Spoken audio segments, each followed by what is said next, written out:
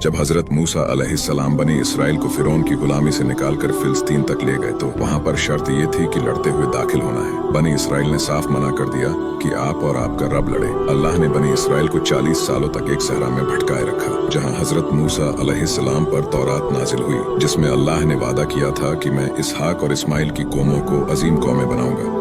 40 सालों के बाद जब बनी इसराइल में एक नई पीढ़ी की शुरुआत हुई तो वो फिलिस्तीन में आबाद हुए, जहाँ पर 10 कबीले एक तरफ और 2 कबीले एक तरफ रहने लगे। जो 2 कबीले एक तरफ थे वो यहूदा की औलादें थीं जो आज तक चली आ रही हैं। आज के वक्त में हम जिन्हें यहूदी कहते हैं, और जो 10 कबीले थे वो बिछड़कर जगह जगह आबाद हो गए। जो 2 कबीले वहाँ आबाद हुए थे वो भी ज्यादा दिन फिलिस्तीन में नहीं रह सके, क्योंकि एक जालिम बादशाह बख्तिनसर ने एक दिन फिलिस्तीन पर हमला कर दिया और उस टेम्पल को भी तोड़ दिया जिसको हजरत सुलेमान अलैहिस्सलाम ने बनवाया था। और इस टेम्पल की एक दीवार आज तक बाकी है जिसे यहूदी बनाने की तैयारी में लगे हुए हैं। और आप ऐसी ही इस्लामिक वीडियोस के लिए हमारे ऐ पैगंबर, हम तुम्हें मूसा और फिरौन के कुछ हालात मोमिन लोगों के सुनाने के लिए सही सही सुनाते हैं कि फिरौन ने मुल्क में सर उठा रखा था और वहां के बाशिंदों को गिरोह गिरोह बना रखा था।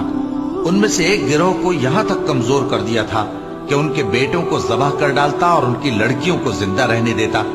बेशक वो मुफसिदों में था, और हम चाहते थे कि जो लोग मुल्क में कमजोर कर दिए गए हैं उन पर एहसान करें और उनको पेशवा बनाएं और उन्हें मुल्क का वारिस बनाएं और मुल्क में उनको कुदरत दें और फिरौन और हामान और उनके लश्कर को वो चीज दिखा दें जिससे वो डरते थे। और हमने मूसा की माँ की तरफ वही भेजी कि इसको दूध पिलाओ, फिर जब तुमको इसके बारे में कुछ खौफ पैदा हो तो इसे दरिया में डाल देना, और न तो खौफ करना और न रंज करना। हम इसको तुम्हारे पास वापस पहुंचा देंगे और बाद में इसे पैगंबर बना देंगे। सो फिरौन के लोगों ने उसको उठा लिया, इसलिए कि नतीजा ये होना था कि वो उनका दुश्मन और उनके लिए मूजिब गम हो।